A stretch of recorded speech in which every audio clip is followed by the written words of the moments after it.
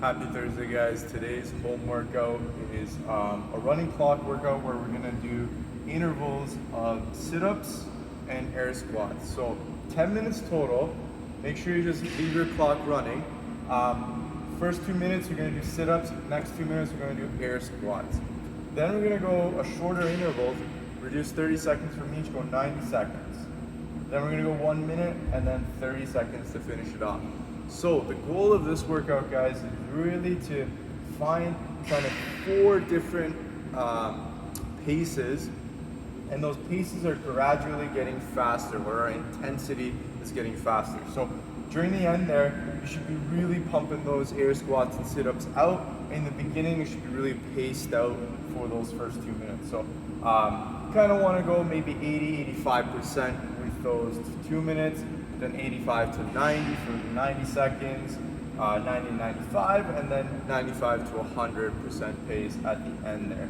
Goal is to get, again, as many reps as possible and paced in a way where we're increasing intensity. So we're really focused more on the intensity there, rather than really trying to pump out as many reps as we can within the first 2 minutes. Okay, so really focus on your speed of the movement, your cadence, how you're doing it, as you adjust with each time period. After this workout, guys, we're gonna cool down with some mobility for the thoracic spine. We're gonna go for 10 flexion and extension of that thoracic spine, side twist, and then 10 rotations. So we'll go over some details in the later videos how to do that to really get the most benefits out of it, guys. But really great to really open up that thoracic spine, helps you with that overhead position, and again, helps kind of unlock your body a little bit, especially even with breathing as well, as you go throughout this week. Hope you guys enjoy the workout and the Afterburner. We'll see you next for the warm-up video.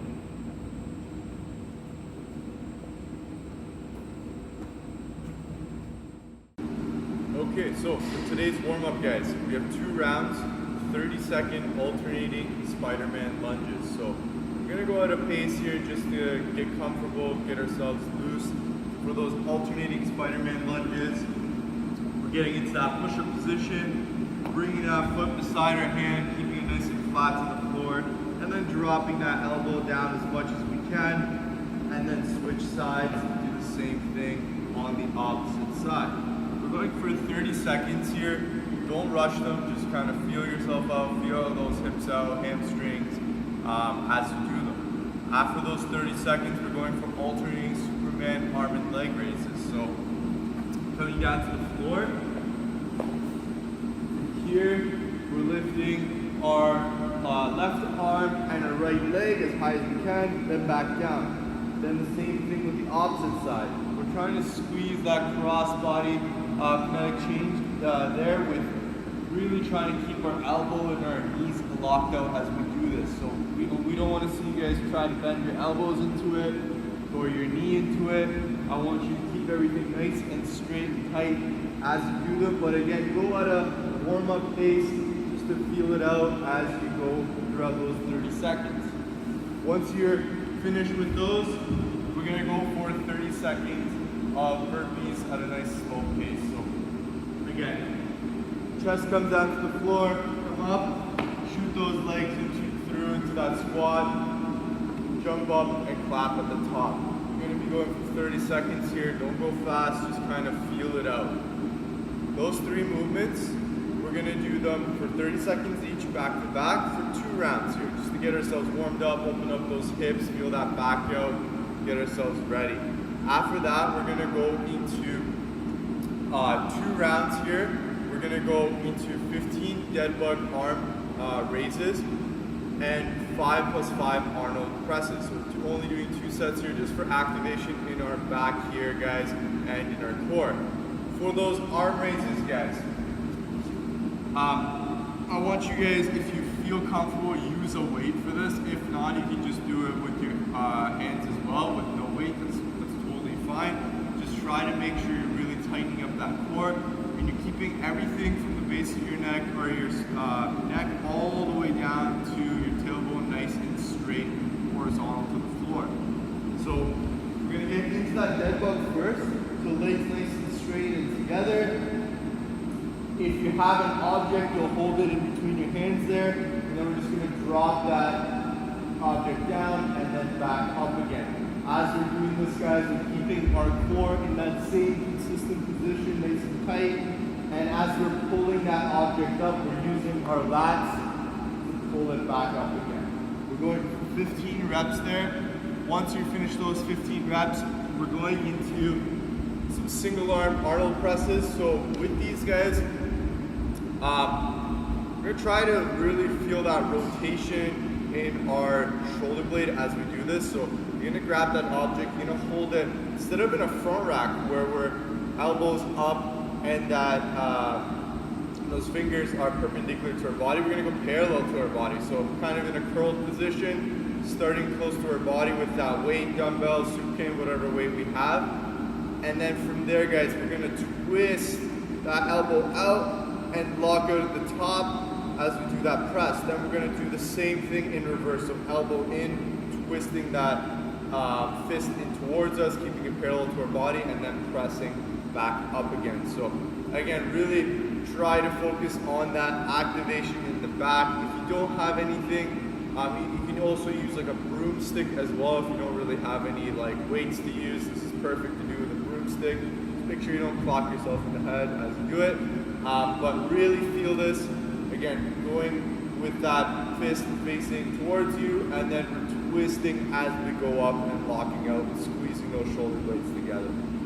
5 and 5 of those, and then go back to those Deadbug arm raises one more time to finish that second round. Hope you guys enjoyed this warm-up. See you guys next for the workout. Last movement, sit-ups.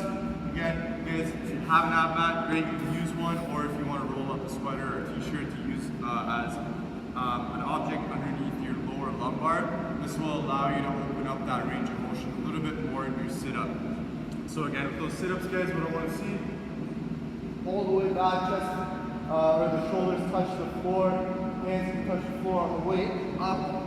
Remember those shoulders should at least make it to the hip crease. So if you imagine a hip line with that hip crease going straight up, they should be in the same line as that shoulder on the way up.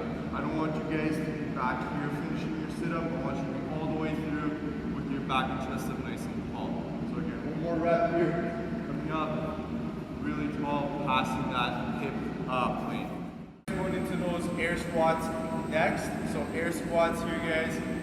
Big thing, keep that chest tall. I like to kind of keep my hands out in front of me so that when I'm getting tired, I'm not looking down as I'm squatting. So I know some of you, when you get tired, hands kind of flop to the sides or in front of you and you're looking down. Try to keep those hands up a little bit taller and look straight ahead to keep that chest tall, and also to allow you to keep your weight more distributed towards that mid-foot and the heel. So again, as opposed to doing this, guys, let's try to keep our hands up and try to stay on that mid-foot to heel more as we're coming down our squat and coming up from our squat.